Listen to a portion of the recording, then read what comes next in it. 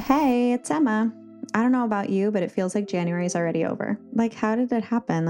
I know it's only the 4th, but how did we even get there? Right, we got here too quickly. We're already here, We didn't know it was coming. and it's already done. Hi, my name is Jolie. So Bryson asked me what my warm-up routine was because he's an ex-actor. What's the thing that you do to get ready for your performance? And I was like, well, I scream at my kid all day.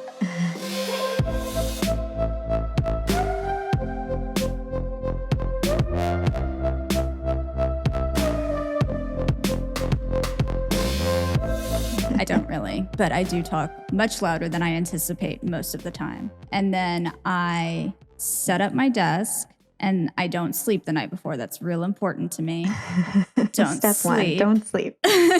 And then test your mic for longer than normal because I'm not good at this. So it just takes me longer. So it's like me testing all different levels, like test. And then get ready real quick and then go on. And then you're hoarse. You feel like winded a little bit because you've just been hollering like this all routine. day. This is a good warm up. I've never felt more aware of my throat when I do this warm up. Yeah. It's like the opposite of what you're supposed to do. But he was like, we have throat coat, right? So I'm like, I'm drinking. Oh, that's what you're drinking right drinking now. my tea, my throat That's coat like tea serious with honey. winter vibes. Yeah, it's such winter vibes. My throat coat tea also is an astronaut. Oh, I love that. And we all know that astronauts are shills paid for by the government. What's a shill? A shill is a person who's essentially paid to lie. Oh. A paid actor who might occasionally do some real work. That makes sense. Because the moon landing was fake. We all know that. There are people living inside of the moon. Well, the moon's not really a moon. Isn't that where the reptilians live? Yeah, but isn't it like a spaceship? Where are we? What is life? Also, can you see how hard I'm trolling right now? I was like, oh, I know what I'm going to do. Prominently displayed in the backgrounds. I'm going to go ahead. That was a good segue. Have that. So, yeah, today we're going to be talking about flat earthers, but not just flat earthers. Flat earthers who have become kind of enamored in this weird blood magic cult practice. Yay. You're welcome. Smash that unsubscribe button while you have the chance. No. This is super interesting. I think it's really fascinating, but the more I started reading about it and the more I kind of listened to people talk about it, the more I was like, well, this is just always depressing, man. How awful must it be to think that everyone in the world is lying to you to keep you a slave? The amount of fear that goes into all of these belief systems, it's just a lot. I can't understand how anyone gets it. Well, I think I told you this already, but I was watching the news with Benny and it was all these reports about COVID and just stuff like that. And he's like, how do we know that any of this is real? He's like, we only see this information on this box in our house and yada, yada, yada. Right. And I was just like, I can't even talk to you about this because as much as I think that's totally nuts, it's also really scary. Yeah. And I think if you take into consideration the fact that a lot of what we think we know, we are just told and then we accept. Yeah. It makes sense to be skeptical. I feel like there is a difference between being skeptical and just being unwilling to accept that anything but what you believe in could be possible. So we're going to talk all about it. Let's do it. Do you know any flat earthers? I don't. I almost wonder if I know them, but they're too cautious about telling me. Right. They're like, we can't tell Jolie. I don't necessarily need to be her best friend, but I also don't want her to look at me with the look that she gets when I know she's disappointed. I mean, I've had people tell me some crazy shit, but flat earth has not been one of them. I did watch some YouTube flat earther things just out of curiosity, and it's weird. But it's you watch enough of them and then you're like, yeah, maybe. I watch enough of them and I'm just like, in what fucking world? You are reaching. And some of the stuff that we're going to talk about, you'll see a lot of it is wishful thinking. It's magical thinking. If I spill my blood over this piece of paper and I say these words, there's going to be a heaven on earth. I am going to live forever. I am going to go to the other side of the flat earth where Matrix doesn't exist and it's peaceful and serene. I'm going to live forever. It sounds ideal. I like it. Yeah, if it was a thing. But it's not. So let's talk about Flat Earth 2.0 because, before we were able to look at the way things moved around in the sky and think what exactly is the center of our universe and like where we fit into everything. Before all of that, there was the idea that we were a disk in the middle of the universe and that everything revolved around us. Yeah. I mean, that's how it is, but I'm in the middle of the universe. Yes, me specifically, and then the flat Earth, then you. Sorry. Duh. And then like the sun and the moon and everything, it's all going around us because we are the center of our own little galaxy. This all happened 6,000 years ago. So let's just keep that in mind. People did believe in flat Earth, but since like the time of Plato, that hasn't been a thing. They still kind of went back and forth on whether or not Earth was like the center of the universe at the time.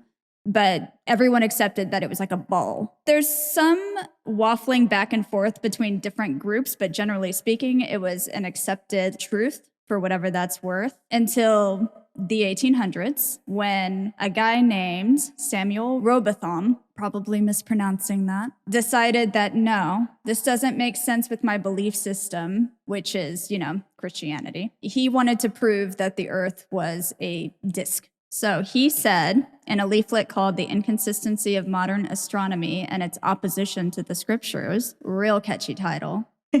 Yeah, very direct. He said, Bible, alongside our senses, supported the idea that the earth was flat and immovable, and this essential truth should not be set aside for a system based solely on human conjecture. So he created the Zetetic Society in England and New York, and he shipped thousands of these pamphlets everywhere. So after he died, a Lady Elizabeth Blount established the Universal Zetetic Society, whose objective was the propagation of knowledge related to natural cosmogony and confirmation of the Holy Scriptures based on practical scientific investigation. What? Yeah. What does the Bible say about the earth being flat? I actually don't know. I don't remember anything specifically about the earth being flat in the Bible. Like you have read the Old Testament because the Old Testament is the same for Christians and Judaism. That's where it talks about how the earth was formed supposedly. And it never says the flat earth was formed in 7 days. But it also didn't say the round earth. Yeah, it didn't say anything. It just said like God created the world in this amount of days. He did this on this day, blah, blah, blah. It talks a little bit about Eden. But there was no specification between flat and round. I don't believe so. I mean, if there was, it seems as though it was very likely just to be read into. And it wasn't like the point of the whole thing was to say this is an absolute truth. God created a flat pancake world because they didn't have pancakes. There's something green and then there's a description of it, but it doesn't say it's green or yellow. Right. So that means it's yellow. We've talked about this before, how people did not really recognize blue as a color in a lot of different ways. So it would be like the wine-colored sea instead of like what we would think of as a blue sea, because blue just wasn't like an easy color to come by in materials. Like it wasn't an easy dye to make. So people just didn't see it. Well, yeah, and that's why like lapis lazuli or whatever it's called was like super expensive. Yeah. Knowing that so many things in the Bible are described in ways that only make sense if you're looking at it from the future, being like, okay, well, they had to have meant this because this is the only thing it could possibly be. And even then, we still get it wrong. So it's like looking at stuff like that, you have to say like, oh, they didn't know what owls were, so they called them this. Yeah. But yeah, I don't remember anything being specified. That being said, I am a lousy Christian in that I am an atheist. So yeah, I don't know shit about the Old Testament. I took like a history book class though, or some shit in college, and we read the Bible. It was like part of the class. It is a dry read. Oh, yeah. It is very challenging. And it was written by so many fucking people. Even if it's 100% true, it's written in so many different perspectives. How could you possibly know which one is like the one? There's no room for any sort of error. Right? What's that expression? It's like there's his story, there's her story, and then the truth. But in the Bible, it's like there's his story and his story and his story. Right?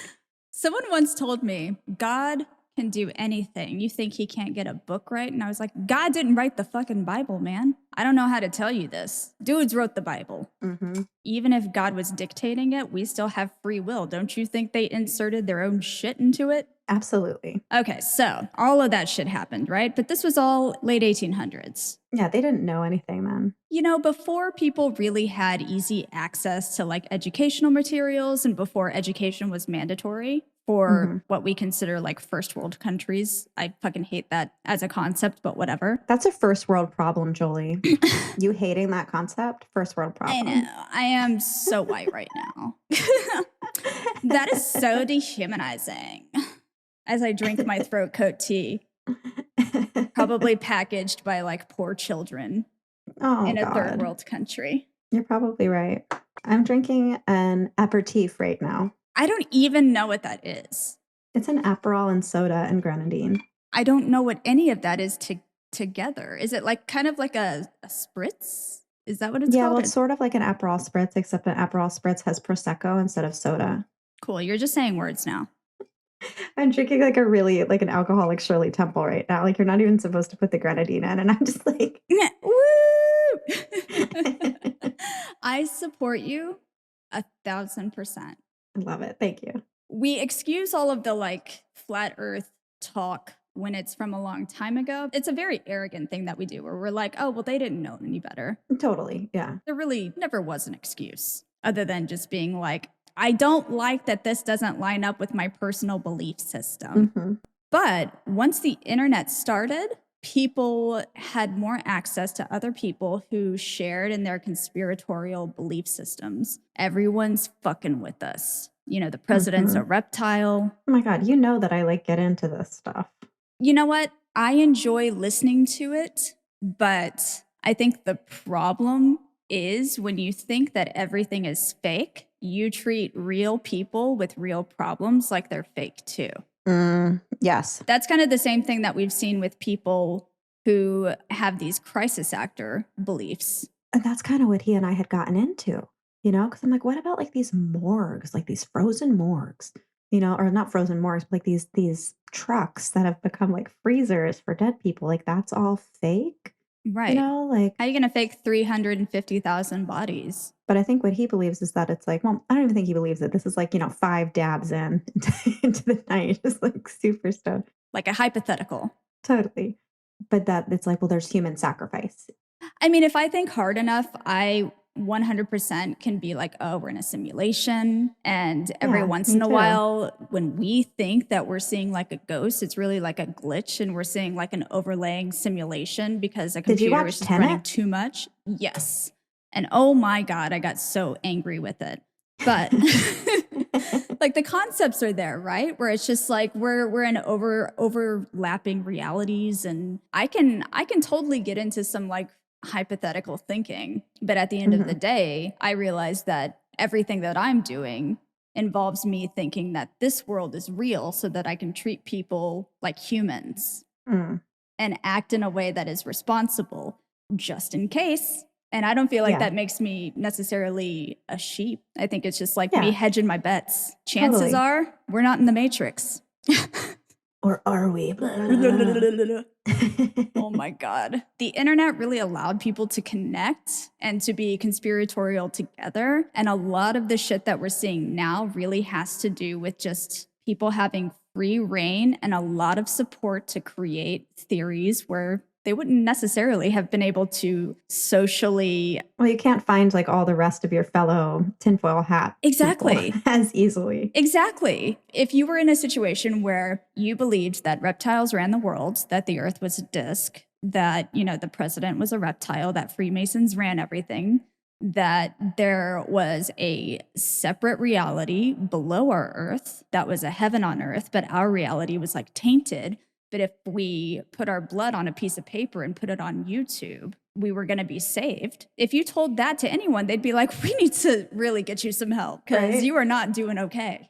you're not okay right now. You lose your social community when you start talking like that. So in no other time would this have worked the way that it works now, because they don't really have to risk losing everything to have these crazy beliefs. You know, it's really sad to me to think that so many people do sacrifice their connections to their family, to their community, just by having these beliefs, because the minute someone says, I am a flat earther, your first thought is, you are a crazy and I'm not interested. Or like if someone starts talking about like reptilians or the Matrix, you're like, okay, dude. Oh my God, but I'm so guilty of that. I'm so guilty of it. Yeah, but when you bring it up, it's like, what if? It's not like, I believe this and we're all like living in a lie and you need to spill your blood and become one of the 144,000 strong. It's like, whoa. Totally. Yeah. It's Back like, well, up. what if? Okay, let me preface this with I sound like a nutcase, but.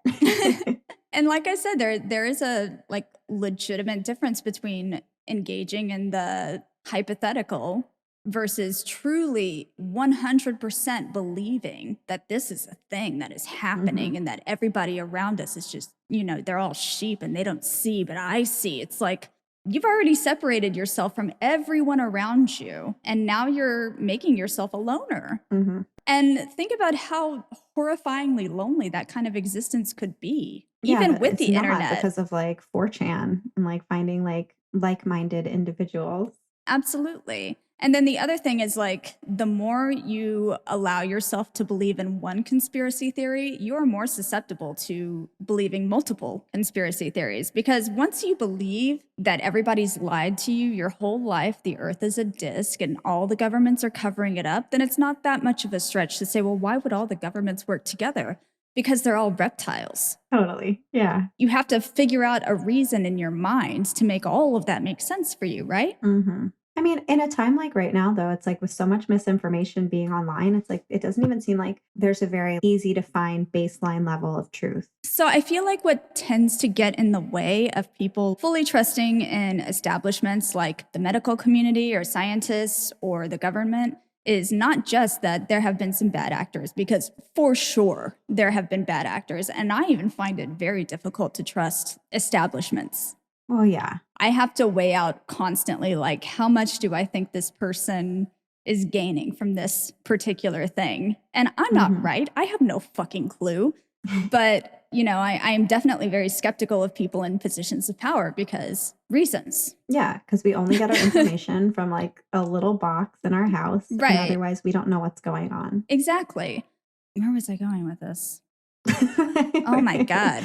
Yeah, I got off on a fucking tangent. But yeah, I think I was saying something to the effect of like, when you are mistrustful of any community, whatever information you get, if it ends up being wrong, you assume that it's because they lied to you or they don't know what they're talking about. Not that, just like us, they're just figuring shit out. They're just trying their best. When they have more information, they'll give it to you. But this is what they're working off based on what they know. And that's every single scientist. That's everyone in the medical community, everyone in government. It's like, these are our best guesses right now. And that's been like super relevant with the virus. Yeah, because it changes from day to day. But like with the flat earth stuff, like that isn't changing from day to day. It isn't, but like once you dig your heels in, it feels almost impossible to release it. And you'll see as we go, it doesn't matter if other people are giving them evidence or if they're creating the evidence themselves through their own research, their own experiments.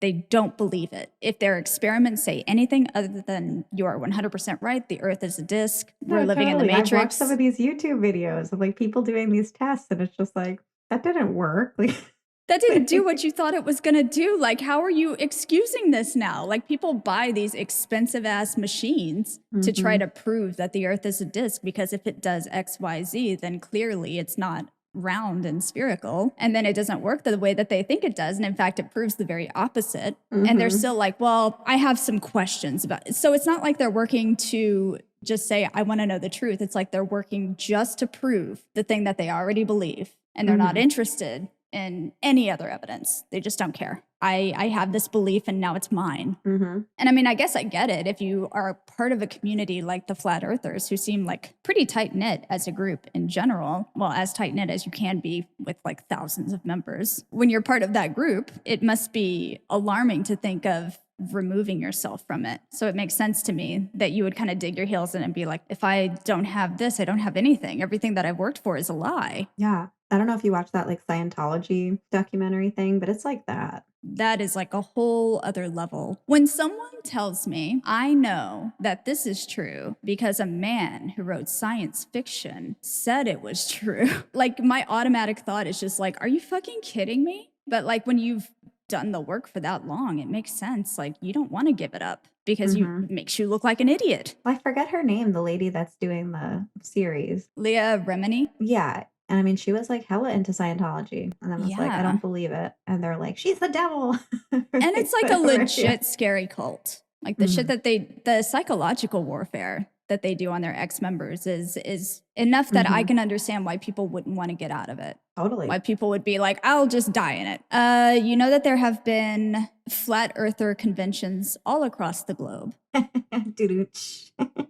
There have been a lot of experiments that have gone horribly awry, one of them being that a man built a rocket and then the rocket crashed to the ground and he died instantaneously. This was his second rocket that he built, by the by. Because he thought he could just like keep going straight? He thought that he could go up in the air high enough to prove that the Earth was a disk. Now, mind you, photographic evidence of the Earth being the shape that it actually is not enough for people, but they still want photographic evidence.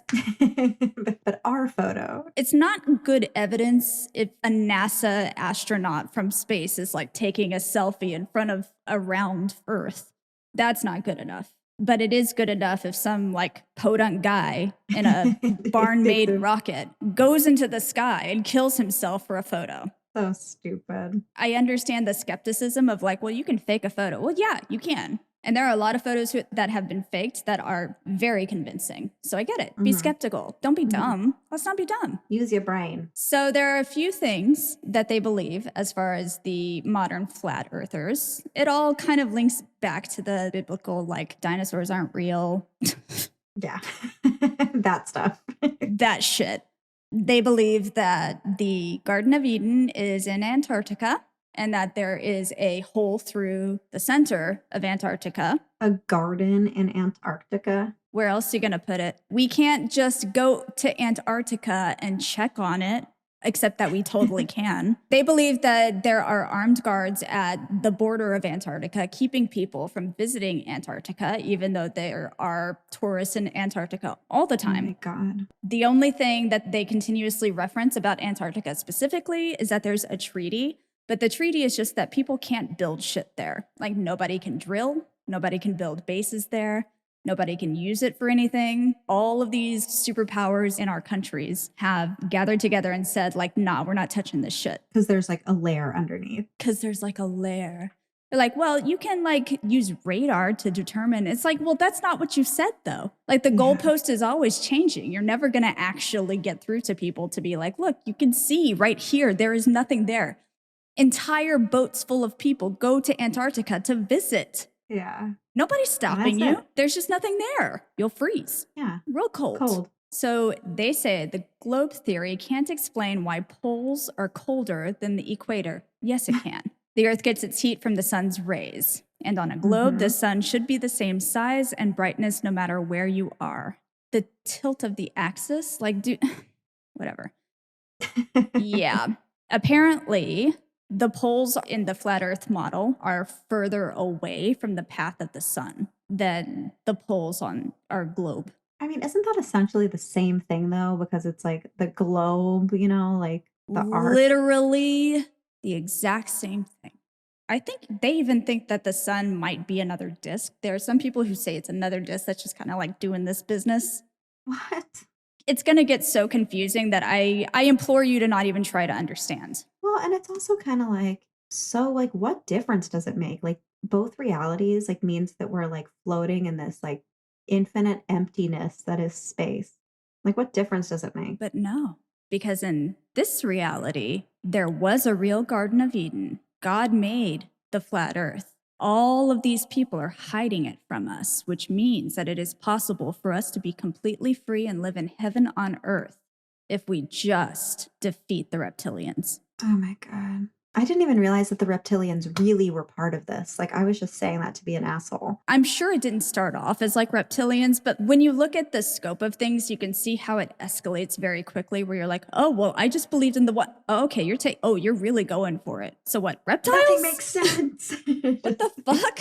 It's just a whole thing, and it gets weirder as you go, as you continue to listen to it. It's a lot of pseudoscience and people talking about stuff that they believe since they've read a lot of books that they fully understand. So it just keeps getting weirder and weirder. There is both a black sun and a white sun. The black sun is on the other side of our pancake. The white sun is on our side. At one point, this was the Garden of Eden, and the tree of life sprang forth from Antarctica in the Garden of Eden, and then we cut it down magically. I have no idea. But we cut all of the tree of life down. But you can still go through the center of the flat earth to the other side where the matrix doesn't exist, and you can just be yourself as an ascended being. What does that even mean? I don't know. And the problem is I could be getting it totally wrong, and it still won't make any sense. No matter how you explain it, you're just like, I guess for me, it's just kind of like, who cares? Like, what difference does it make? Because people want to live forever and they want to live in a heaven on earth. And if you believe that some force is keeping you from living your best life and that it is your job to defeat them so that you can go to the other side of your pancake and live, do it. Do it, man. Live on that other side of the pancake. But yeah, the black sun is there, and it's like a yin and yang situation where like everything is balanced. That makes like less than no sense to me, because now not only are you saying the earth is flat, reptiles are running everything, there's a giant ice wall, whatever, but now you're saying there's an entirely different side that also has shit going on. If you can't even see to the edge of your pancake, how do you know what's on the other fucking side? Right? And if the earth is flat, wouldn't everybody fall off the other side? Well, it's the ice wall, don't forget. Oh, the ice wall, right. Okay. It makes sense now. And what we think of as the South Pole is the ice wall. So that's keeping everything in, I think. Don't try too hard to understand. I am. I'm just going to let go. Like, whatever. The Freemasons also are running this shit. So they're keeping you down. They're the man. Are we caught up? Do we understand the science? Definitely. 100%. I'm going to go give a lecture on it. Wonderful. So let's talk about the first person to do blood over intent, which is the kind of, I'm calling it a blood sacrifice because it is literally like you're sacrificing a couple of drops of your blood.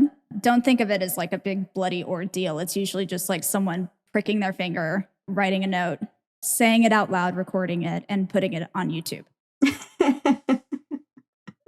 This guy, Quasi-Luminous, aka Mark Braun, which is his real name, aka Vance Braun, aka Superluminous, aka Superluminous TV, he is widely believed to be the first person to do blood over intent. He said, I put up my blood publicly on December 24th, 2013 at 9 p.m. Eastern Standard Time, Christmas Eve. That's when the first blood over intent video entered into the YouTube system. There's no way to verify this. All of his old channels have been deleted by YouTube because he's a dipshit.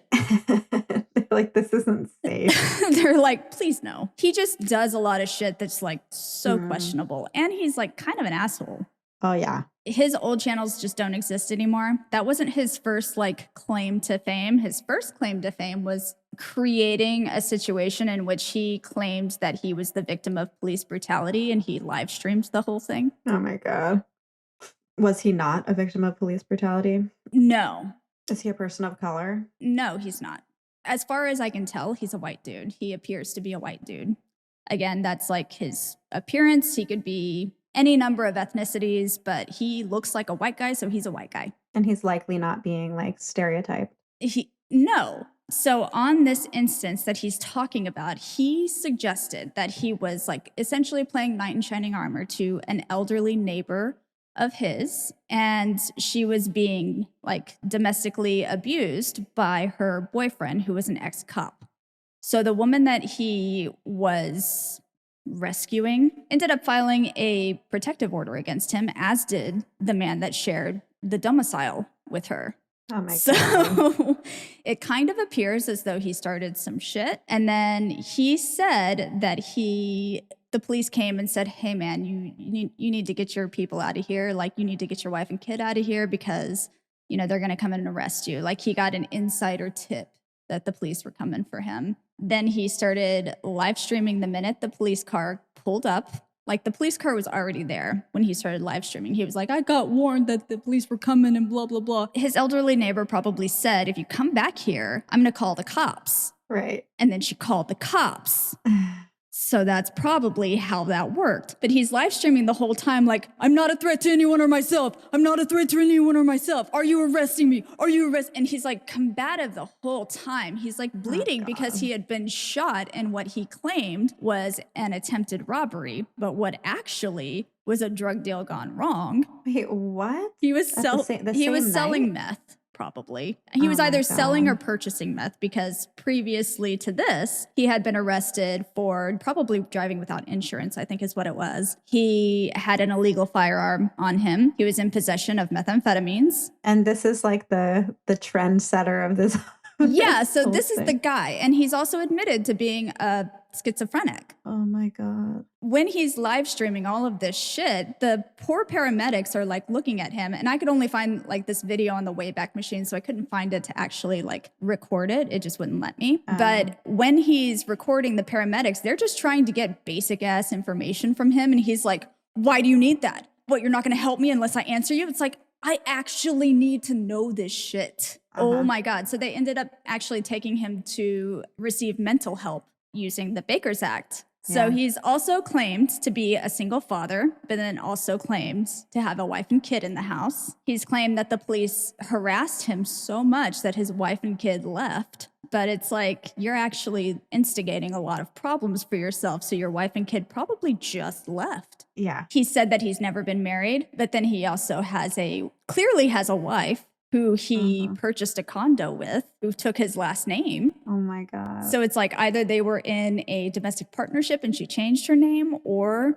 they were like full on married. Totally batshit. He's out of his mind. And that's not me saying like, you know, you can't believe anything that he says, but he's a very unreliable narrator. So when he starts calling himself Satan and starts saying he's read all the names in the book of life, and if you want to get on board for that eternal heaven, that eternal happiness, you better put your name in blood, sign your blood oath, and get down with the get down, learn that everybody is a reptile. This world is fake. He's the only one with the answers. He knows when the world is going to end. By the way, the world was supposed to end in September. He didn't say anything about that. That's like a thing, just like so many different ideas. Like, I know exactly when the world is going to end. I know exactly what's happening. It's going to happen in September on this day. You mark my words. Forget I said that. You misheard me. Yeah, or it's like the world ended to you because you look like a fucking idiot now. Or it's like, maybe it's like, no, we're just in the Matrix, man. This was like the start of the breakdown of the world, which is what another person thinks, but we'll get into that. God. Well, you do know, like, the more meth that you consume, the closer to God you are. You're like, what? I'm very busy. I have to go.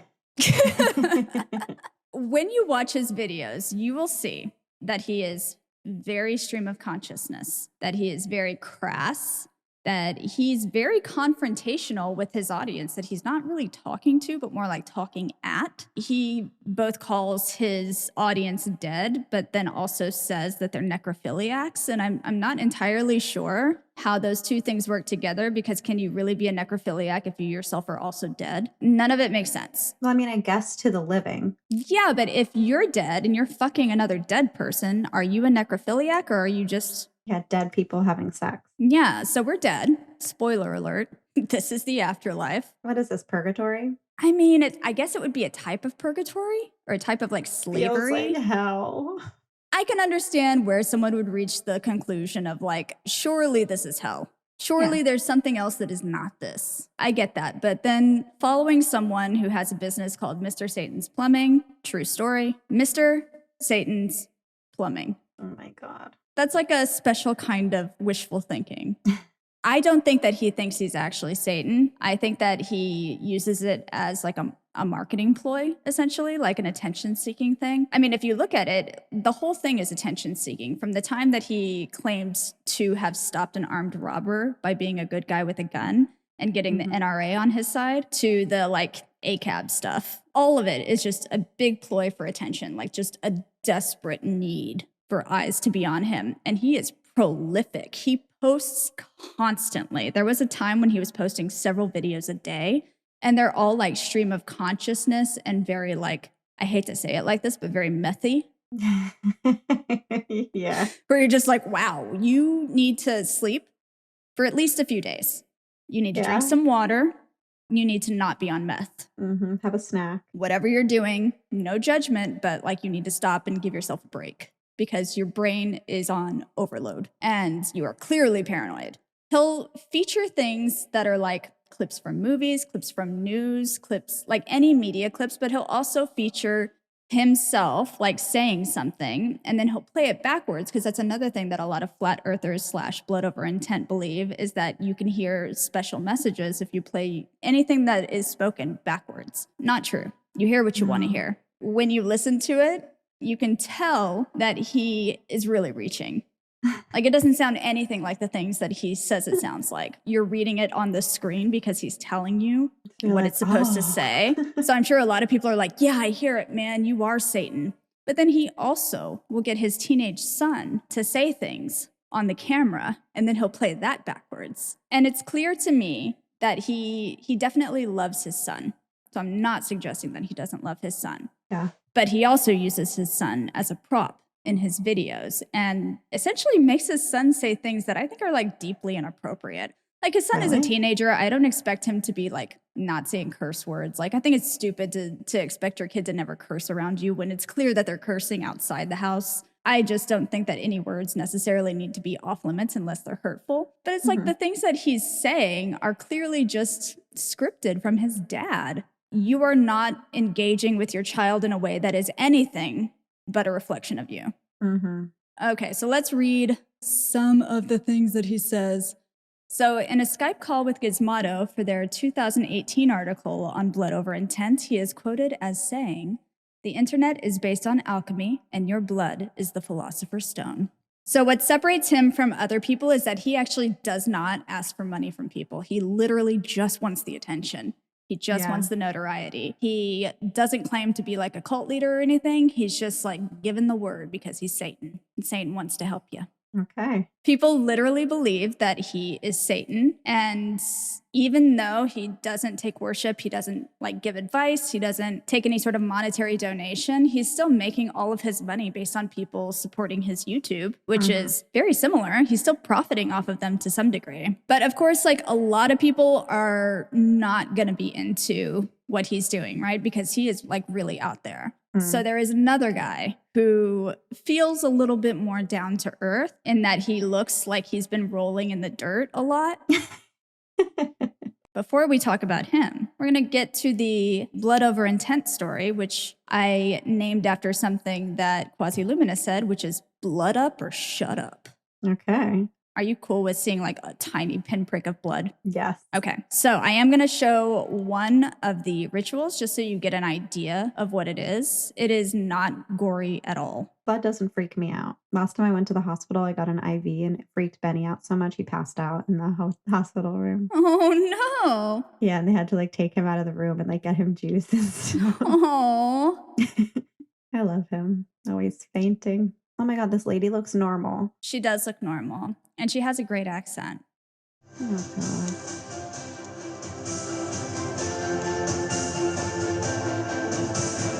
So here she is just writing. And I'm going to skip past some of this because she just writes. She pricks her finger and she shows the blood. I don't see why she needed that much, but whatever.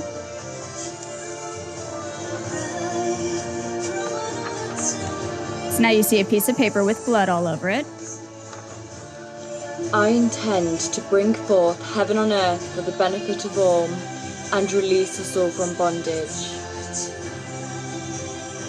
It's so performative. It seems pretty cut and dry. You write your message, you put your blood on it, and Bob's your uncle. You're in heaven. So weird. Yeah, it's kind of bizarre. That song. And they're all like that. So a lot of them have like really like music that doesn't seem to fit with it. Like one of them had the Chromatics, like a Chromatic song that was like a love song. part of blood over intent is usually saying this specific thing, like I intend to bring heaven on earth and blah, blah, blah, freedom. Everybody's going to be happy. Humanity. Exactly. So very epic. People can also add to that and kind of make their intention known. So the idea is that the blood activates the sigil, which is the piece of paper with like whatever you want to have happen on it. Well, then couldn't you just do that for everything and then like get what you want all the time? It seems to me like if you believe that this was a thing that really worked, that you would do that for everything. And that's kind of part of the concern. As you cipher through them, you see that there are children that are participating in it. There are people who clearly don't quite understand what it is they're getting into. It's just kind of like a trend. It's just this like weird thing where you're like, okay, well, I can see that the intention is not to harm people. A pinprick on your finger, not a big deal. But then when you start to believe that your blood can make anything come true, this is not like about witchcraft. Witchcraft is actually super careful on how they use blood in practice. So they're in no danger of this. This is specifically just for blood over intent. If you start to believe that your blood has that much power and that your blood can make specific things happen in the world, it is entirely possible that you will fall into the trap of, like you said, just using your blood for everything. Yeah. And especially with children. Children are just so easily misled and so easily become like hyper focused on weird shit. Where you're just like, oh, you have got to stop. Because I can see where this is going and it's real scary to mommy. No. I'm going to read to you something from our next person that I'm going to talk about, Devin Maggi, but we'll talk more about him later. This is what he said. Me and my blood brethren are not ordinary humanity. We are removing the hexes that have been placed on us since birth. Through blood over intent, our final declaration to the universe that we're here not to play into false realities, but to be bringers of light and truth. Thus we become aligned with the right principles that will let us drink from the living waters. Everyone who spilled their blood holds the spear of destiny. We are getting to the Holy Grail at the center of the flat earth plane, and nothing can stop us. Oh my God. So we're doing it. There is another lady who actually wrote a summary of blood over intent, and she wrote it because she believes in it. So that being said, take it with a grain of salt. She said, the kingdom of heaven is built with hands of flesh. This is because the physical world dominates the spiritual world. You have a spiritual body anchored to a physical body, and so you have a spirit. Blood over intent is the end game of alchemy. It is passage back into paradise, right out on paper. I intend to bring forth heaven on earth, blah, blah, blah, blah, blah. Is it only like valid if you post it on YouTube? Yeah. I mean, you would think that this thing would be valid if you showed it to literally anyone. Like if I were to do blood over intent in front of you without posting it, it would be valid. But this is like a really big deal, is to post it online. It's like the best marketing. Gosh, how strange. Yeah, it's really weird. So they call themselves blood brethren, blood sisters, blood brothers. They call themselves blood thick. And it really feels like a community of people who just want to be in heaven, like right this fucking second. But it's all tied in to this flat earth conspiracy shit. So another thing that Devin Maggi says is, this tells us there is a spiritual filter in place at the center vortex, meaning only those who vibrate at frequencies of love and truth can pass through. And after being in this matrix of control for so long, we must signify to the universe that our intent is divine, and therefore our passing into Eden won't have negative repercussions. To activate our intent and align it with the vibe of truth, we are engaging in blood over intent. We are spilling our blood over the intent to bring forth heaven on earth, and this will be the spiritual marker that allows us to pass into the Garden of Eden. So you're basically doing a super pinky promise. Yeah, like I remember doing that in elementary. Yeah, there's like blood brothers, blood sisters, all of that shit is like, or even thinking about like Catholicism, like you drink the blood of Christ, even though it's like symbolic, it's blood. Totally. For the people who are drinking it, vampires. All Catholics are vampires. You heard it here. Facts. It stretches across flat earth. It stretches across like the Garden of Eden, like any of the like 144,000 like souls that can, go on to heaven on earth. after shit goes down, whatever. Reptilian shapeshifters, anything that you can think of, like it's pretty much encompassed in this shit. They also call it the proof of life.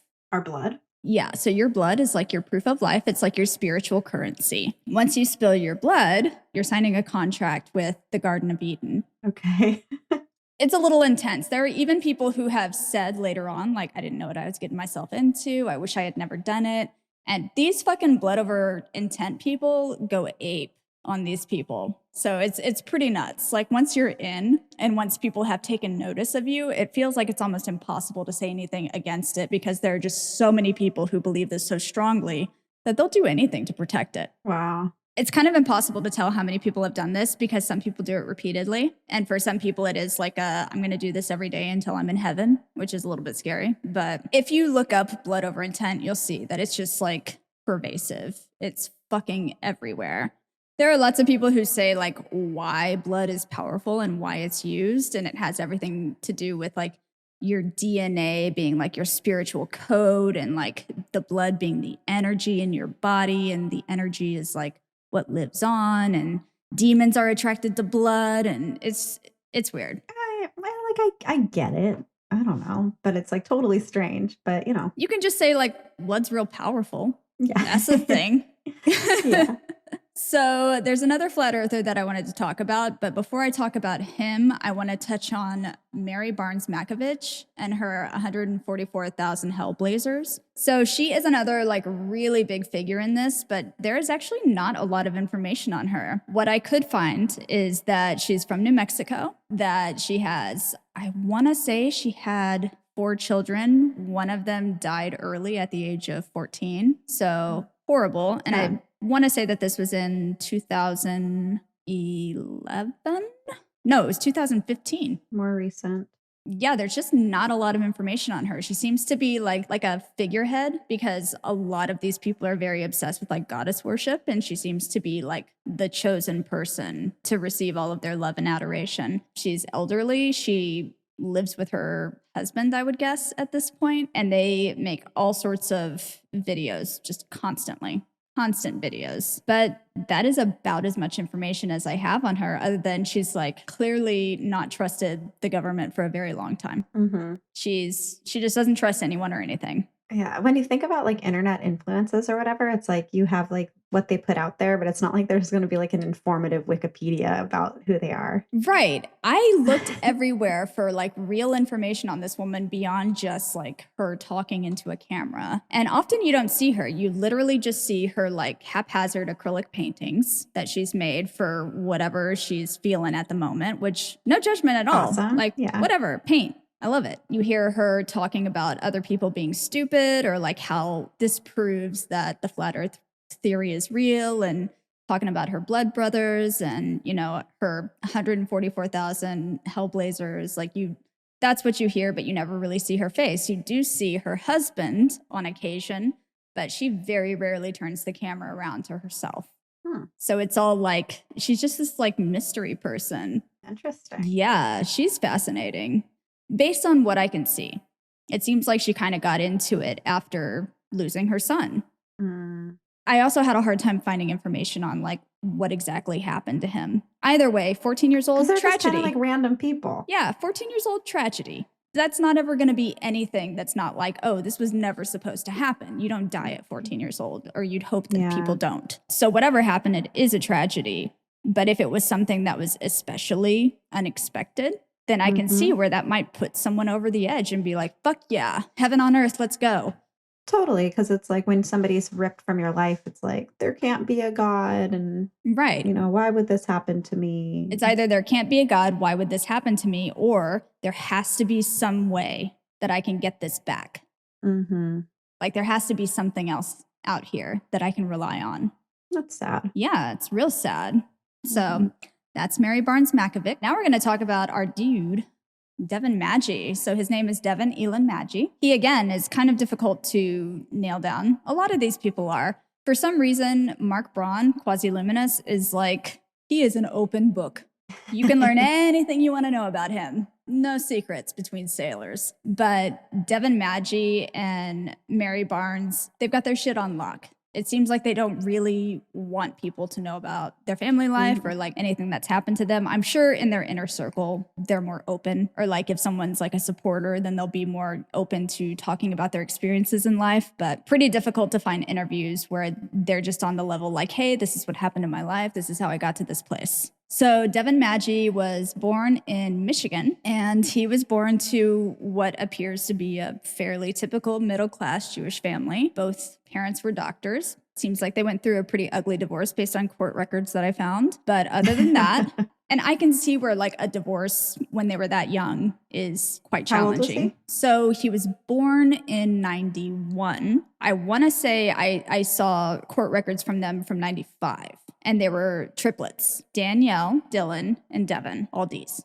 Okay, that's a thing. Yeah, it seems like, having a divorce that early can really hurt a family in ways that you don't notice until it's like much later. Obviously, if I can't find like a specific, like, hey, this is my life story, then I'm not going to have much more than like what I can see on paper. All I have is a paper trail. So that's just my way of saying if I'm getting any of this wrong, it's not because I want to be disrespectful to his family or to his life. I want to be as clear as I can. There is no real information. There's no storyline. There's no his side. There's no family saying this is what happened, So this is just what I've gleaned from the research that I've done. Okay. That's my disclaimer. Better safe than sorry, right? Exactly. So yeah, other than that, their life seems to have been probably fairly normal. I'm sure divorce was not easy, and it seems that there was some custody issues. Typical like divorcing family shit, right? Not fun. However, that doesn't necessarily mean that anything horribly untoward happened in his life. That doesn't mean it didn't. We just don't know. His doctor was a pediatrician, or his dad was a pediatrician and ENT surgeon. He died, I want to say, in 2019. He seems to have been very loved. His mom is actually still a doctor in Oregon. I'm not going to say her name or what she does because she is still practicing medicine, and there is absolutely zero reason to bring her into this. But she lives in Portland, Oregon, and the Portland, Oregon area, at least as far as I can tell. She seems to be doing very well for herself. She clearly very much loves her kids. Her kids always visit her. She has posts about them and everything else. So it's all lovely family stuff. Unfortunately, when the triplets were 18, Dylan, which, was the other boy. So there was Dylan, Danielle, and Devin, who we're talking about. Dylan passed away of an accidental drug overdose. So this was like right after he graduated high school. Very sudden. Yeah, like really fucking awful. I can't even imagine how that must have affected not only the remaining triplets, but the parents. Like, what do you even do with yourself? Yeah. This is another instance where I'm just like, okay, so we've got someone who is clearly dealing with some mental and emotional issues. We've got someone who lost her son at 14. We've got a person who has dealt with loss at least twice in his life. To me, this is like prime real estate for developing a healthy like conspiracy theory or like wanting to develop something where you believe that there is a way to make everything better for yourself. Totally. It's like your world gets turned upside down, so your world becomes flat. From Devin Maggi's own website, Devin Maggi is an orator, mystic, musician, and philosopher based out of Portland, Oregon. He's not in Portland anymore. Blending together Hermetic, Gnostic, Christian, and Eastern teachings, he has reached thousands of people worldwide through his YouTube videos. Here's what I can tell about Mr. Devin Maggi. Elon, sorry, not Ellen. So he has also gone by AKA Flat Earth Paradise, AKA Hermes Trismegistus, Greek name. There's a lot about him. He's practiced a lot of like fringe belief systems. He's definitely been a sun gazer because he fully subscribes to the whole like white sun, black sun thing. And he believes that all of your like spiritual energy belongs in like the white sun. So when you gaze into it, whatever. It's fucking stupid. Don't stare into the sun. I can't say this enough.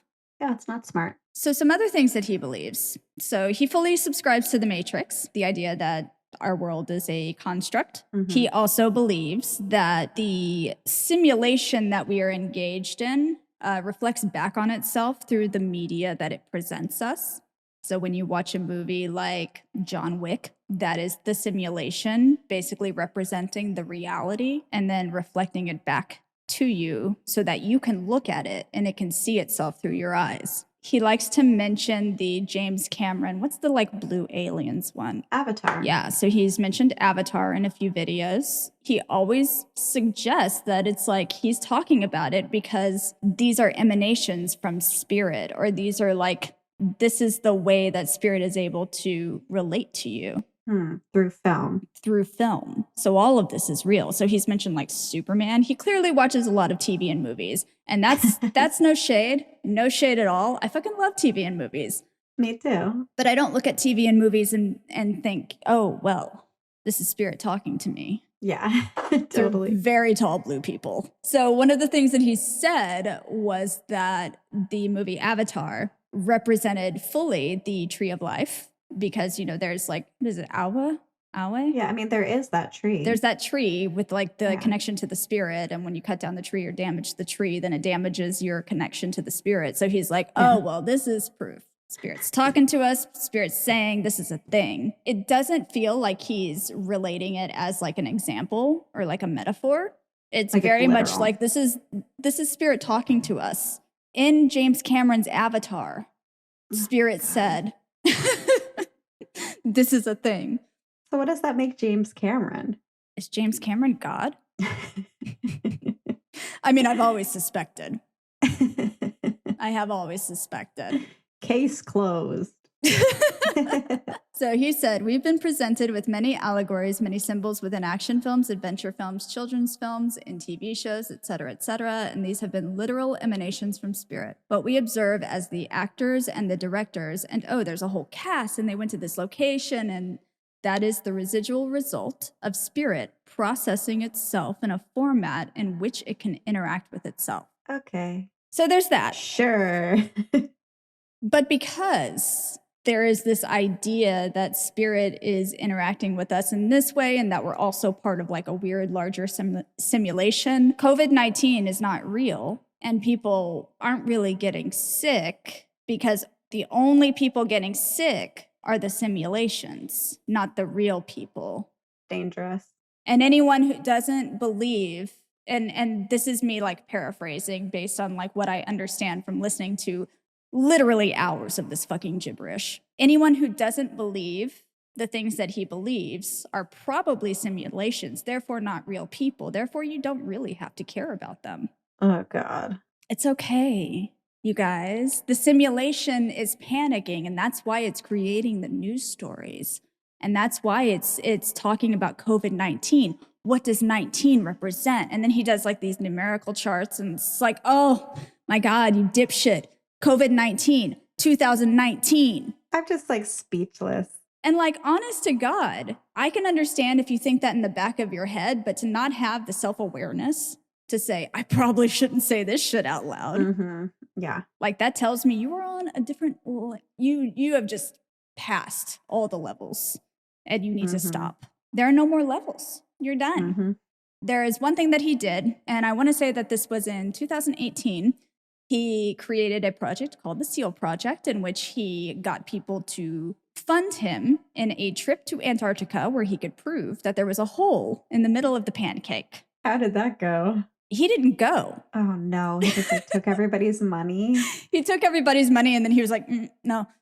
And that's probably the smartest thing he's ever done, because what the fuck would you do when you had to prove what you spent somebody's money on? But what did everybody do about him taking all their money? I think he went through like Indiegogo or something like that. So if he ended up not doing it, I hope they got their money back. But still, like, people in good faith donated their fucking money. That's insane. And then he was just like, no. Smartest thing he's ever done. Yeah. I just imagine him like trekking through Antarctica for like weeks and being like, oh shit. Right. Oh shit. Oh shit. Oh no. And people being like, so how's the trip? Find the Garden of Eden yet? He's like, I imagine that little boy meme where it's like, people always make him say different things, but it's like a person holding a microphone up to his face and she's asking him a question and he answers like, yeah.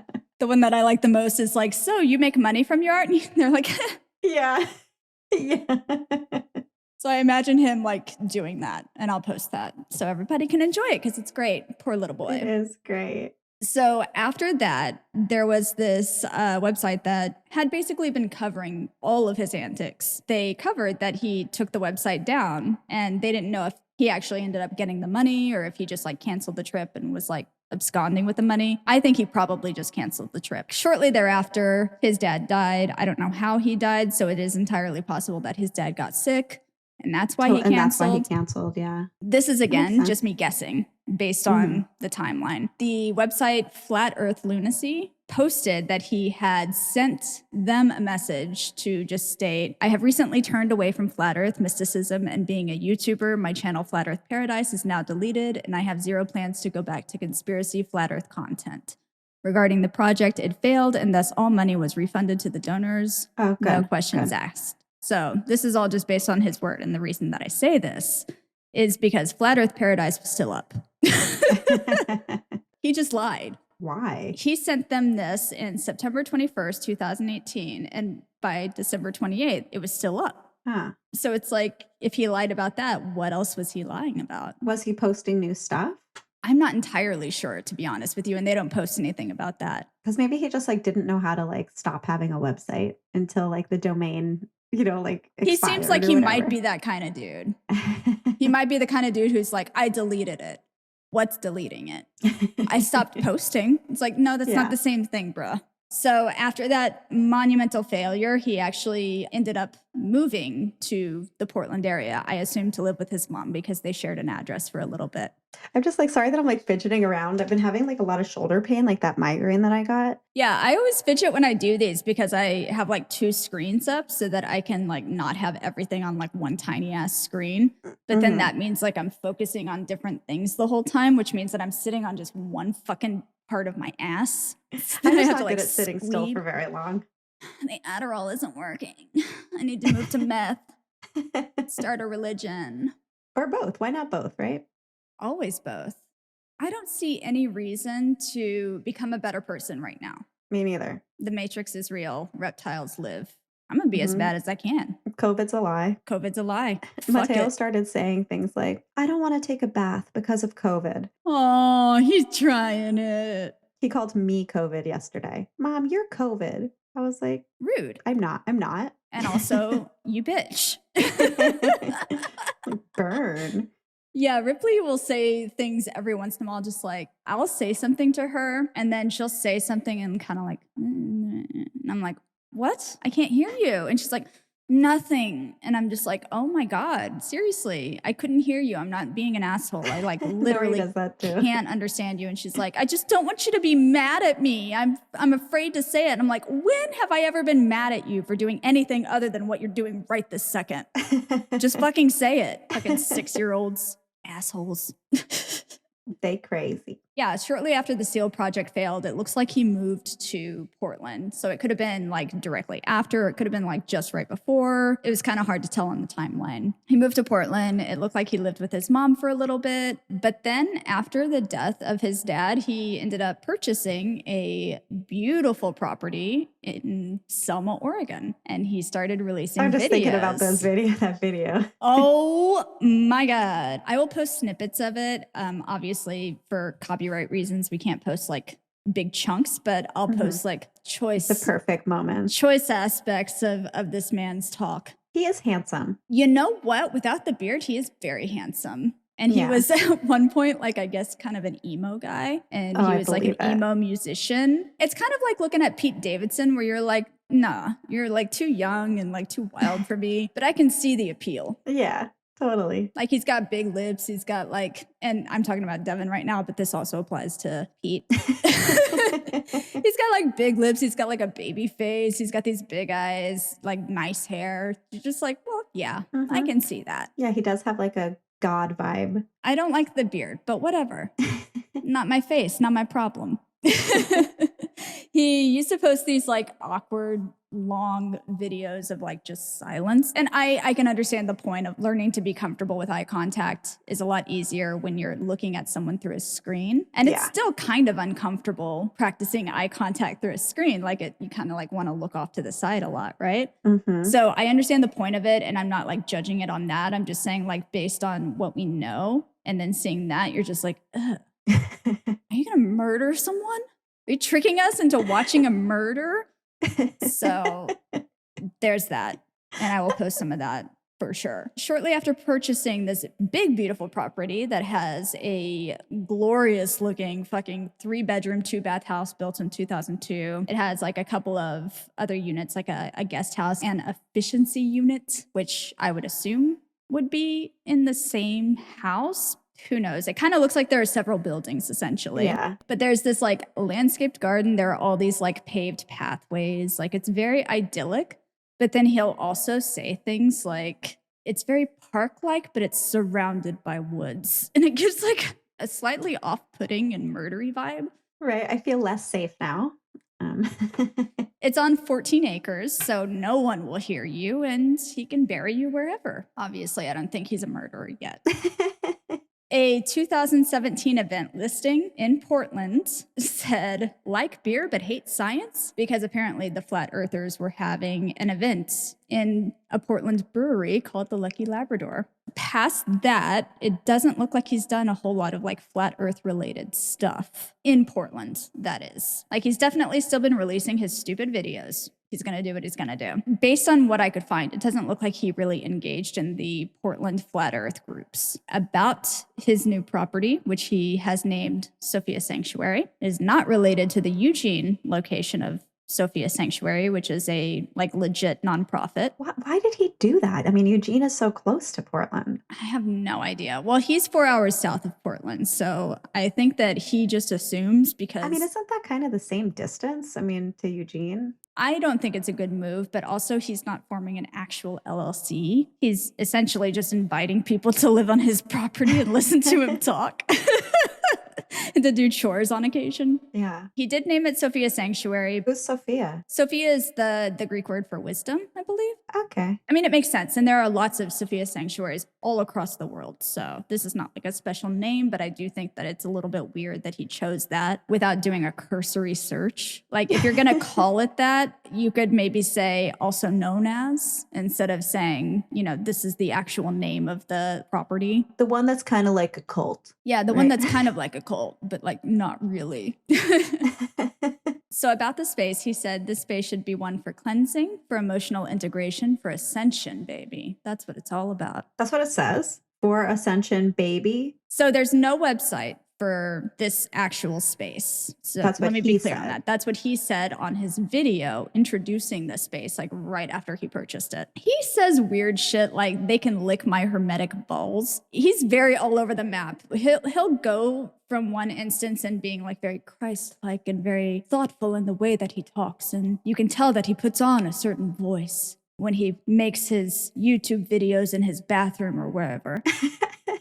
But then he'll like slip into his real self that is clearly like a little bit more crass and a little bit more along the lines of like quasi-luminous. But it almost sounds like he's rehearsed it a little bit. It's like humanizing him. He wants to be the type of leader that people think can make them laugh. Bad boy. Yeah.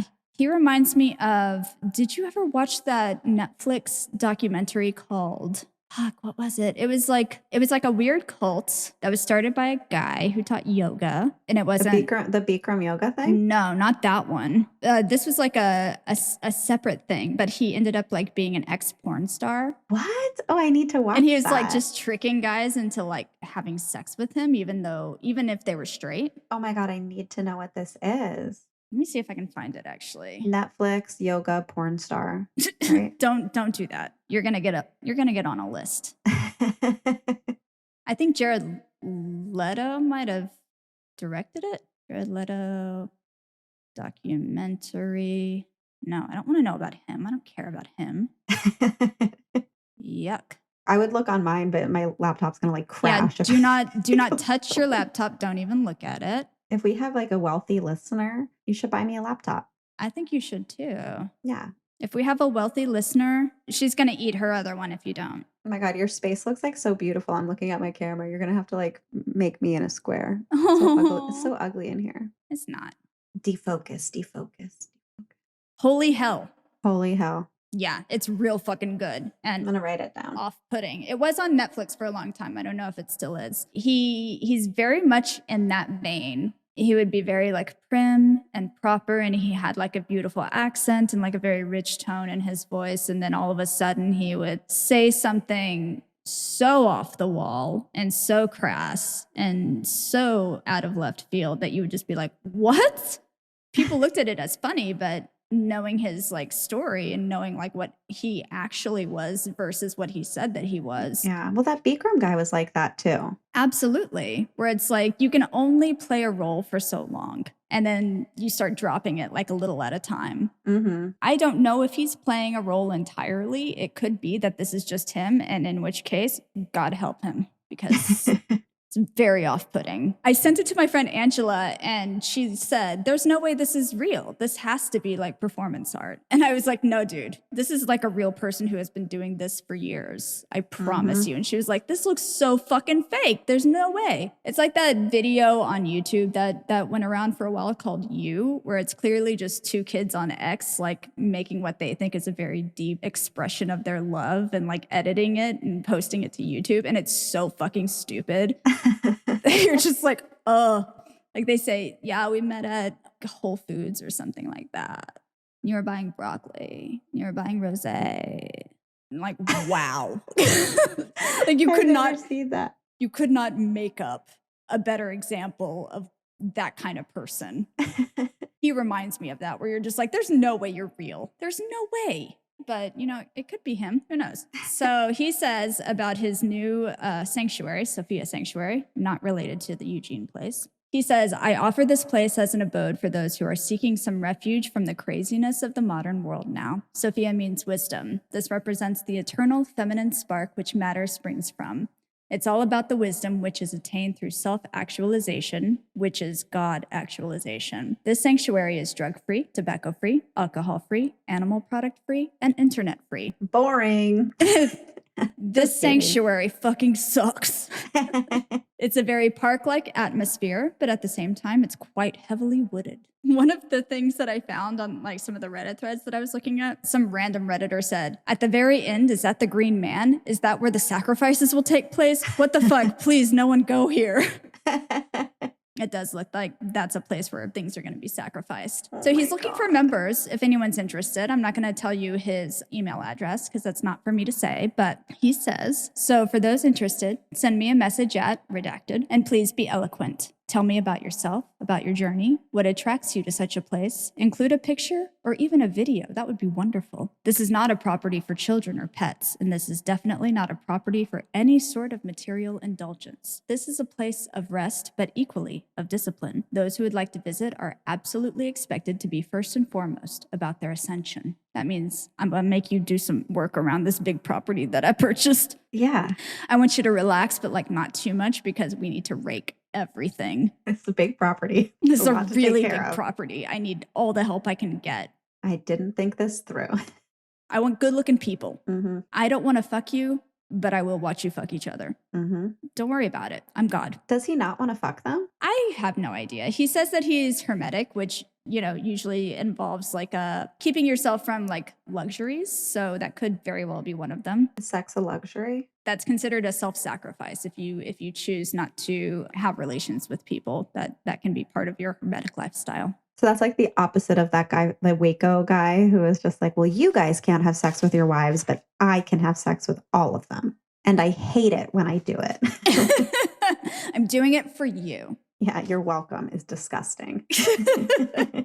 He probably thinks that he has the best of intentions. I do find all of this questionable. Mm-hmm. And it's not that I don't think that asking for a picture or a video from someone who is going to live on your property is outrageous. But in the context of everything else, it's a little sus. Yeah, for sure. So is he dangerous? Probably not right now. Are we looking at a potential cult? I feel like maybe. Obviously, it's based on whether or not he can keep himself together, because I'm sure that he would be able to lead people to not have a horribly abusive and awful life. Well, just because something's like different doesn't mean it's necessarily like bad. It's just a matter of how far can you have people up your ass before you're like, yeah, I am really great though. Mm-hmm. For sure. I'm going to start taking more control because what I'm doing over here, real good. I'm going to help you ascend. Can you And then, rake like, the more? weird stuff happens. You know, people always think that you join a cult. You don't join a cult. You join a movement. Mm-hmm. Every single cult that I've looked into had like amazing first intentions. Jonestown is considered one of the biggest tragedies, and they started off assisting the elderly, building homes where they could live happily. I think it's kind of what you're saying. It's like somebody gets too much power and then like starts acting weird. Yeah, and you can usually see that it's coming. Like you can see the personalities that are just ripe for it. Where it's like, oh,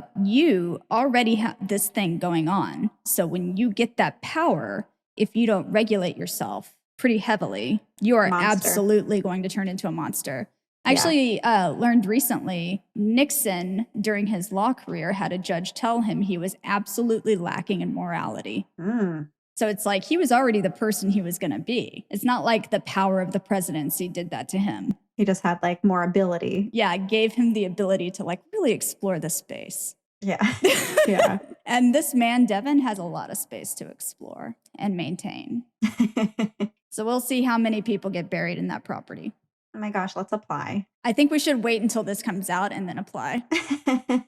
Listen, we don't want to like hurt your feels, but also can we like live in one of your guest houses? Because we need a break. You never know, right? Wait, so you said no kids? I'm in. I'm in. Right. I'm coming today. But yeah, that's all I have for you. It was hard to find all the information. It's challenging to get any solid answers on any of it because it's so fucking secretive and weird. Well, it's just like out there. Oh, I did have one more thing that I wanted to show you because I think this like really defines all of it. So this was from the documentary on Netflix called Behind the Curve. Oh yeah, I think I watched this. I'm going to play it because it really just sums up everything that they believe and why you are never going to be able to explain anything to them. But and this lady, she's like a big deal. She has like a podcast, right? Yeah, so she is like primarily a flat earther. She is not involved in the blood cult shit. This is why it is not possible for people to talk any sense to them or to like give them any evidence. It's like she explains it so well that there's nothing that I can say that's going to be better than this. So I'll play it. Anybody who you can see or you know their name, they're merely a front for, you're never going to know who the real controllers actually are. Oftentimes, it actually starts with conventional wisdom isn't to be trusted, governments aren't to be trusted, scientists aren't to be trusted. And when you start with that premise, then you can get into all sorts of corners. And I think what's really scary is what they're actually doing isn't just hiding the flat earth. It's the fact that they're still doing human sacrifice and blood rituals. What sources do you Sure. use? Myself.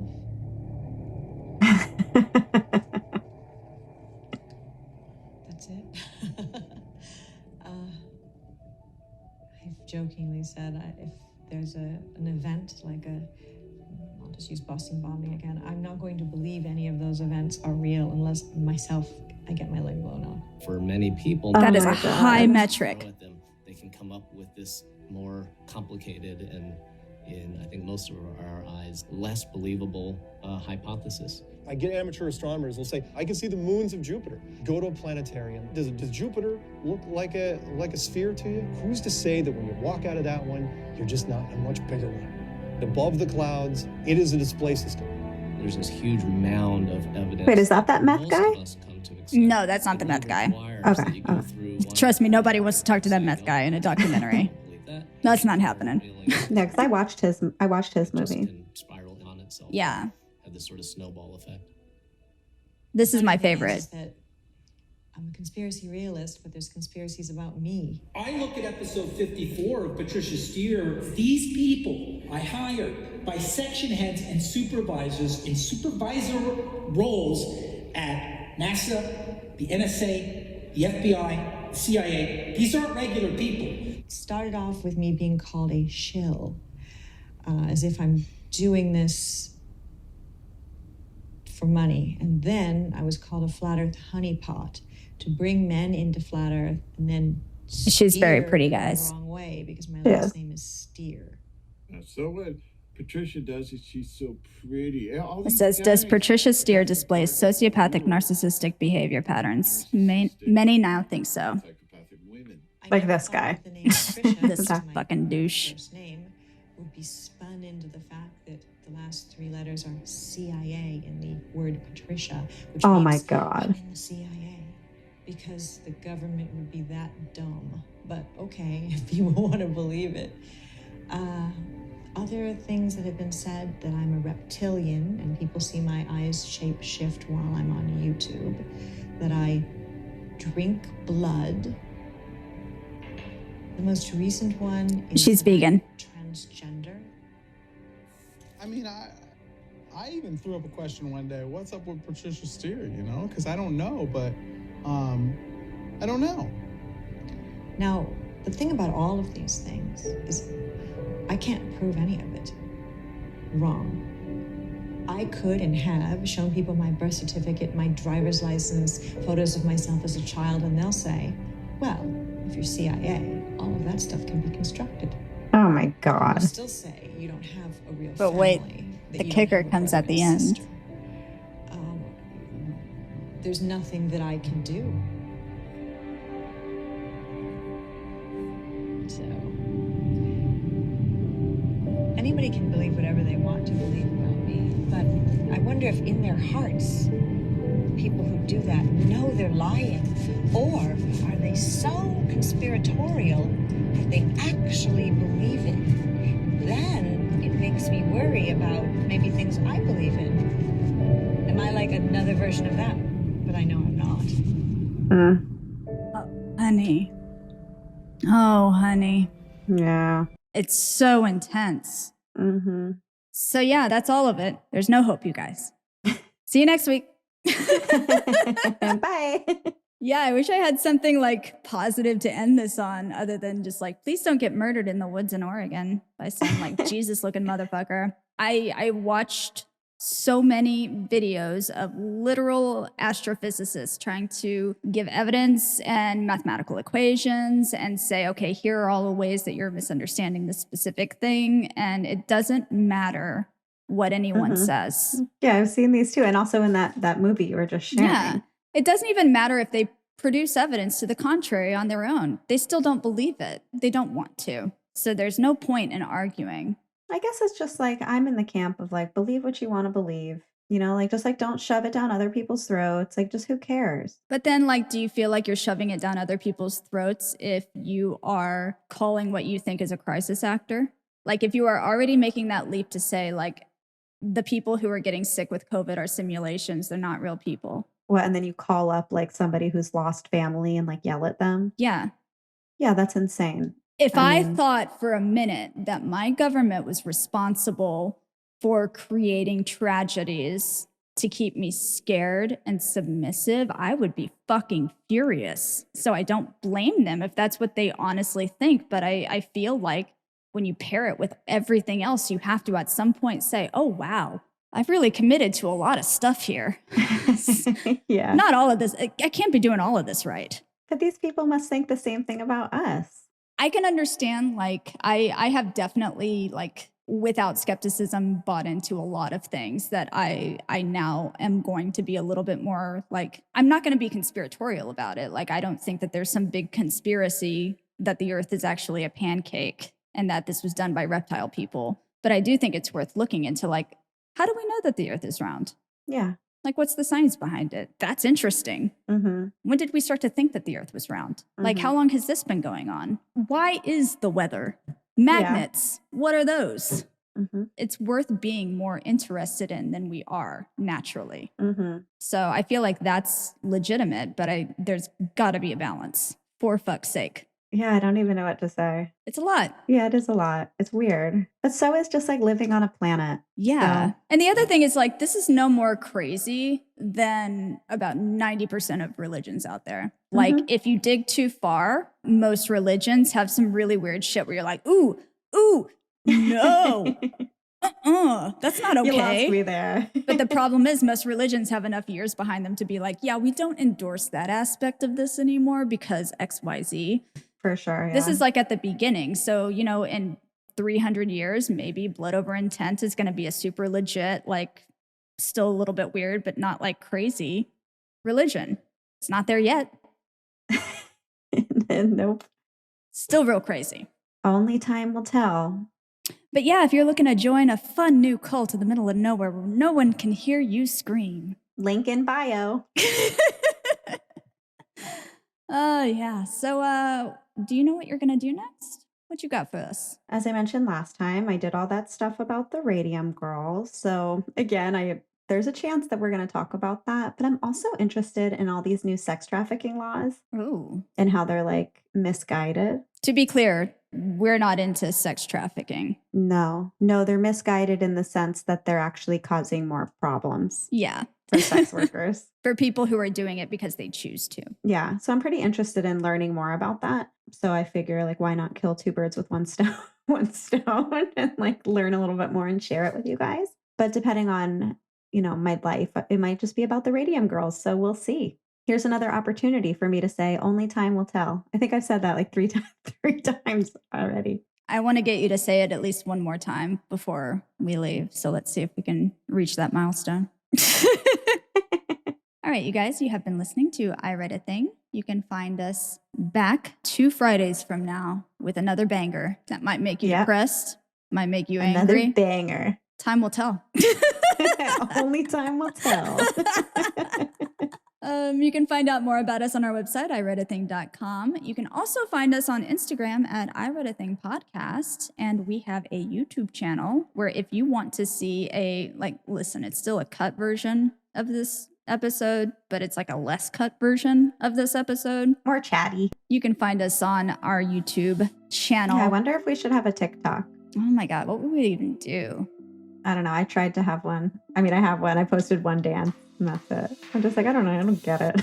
There are some TikToks where it's literally just someone like looking at something that another person does, and every once in a while just a faint smile will pass their lips. And I feel like that's the kind of TikTok that I can really get into. Like where I'm just like looking at someone and being like, we're duetting. Yeah. You're doing all the work and I'm just going, I know there's like slut shaming and stuff in those duets. It's kind of stupid and mean. Don't be a dick. Moral of the story. Get on TikTok and put your butt on there. Get on TikTok and put your butt on there. Yeah, do it. It's for butts and cats. But I guess if you want to complain about it, that too. But just don't do it in the duet. That's mean. Yeah, that's so rude. Ugh. Yeah. They're shitbags. But yeah, find us on YouTube. We are not on TikTok yet. But if we are on TikTok, you can look forward to a lot of this. And just me dancing. Emma dancing, but not to music, and just me looking at somebody else while they do something that's very interesting. Will we go viral? Only time will tell. Oh! I'm so sorry. I'm so sorry for your ears. All right, you guys. We'll see you next time. Bye. Bye-bye. See you soon. Okay, bye. Bye, bye, bye, bye.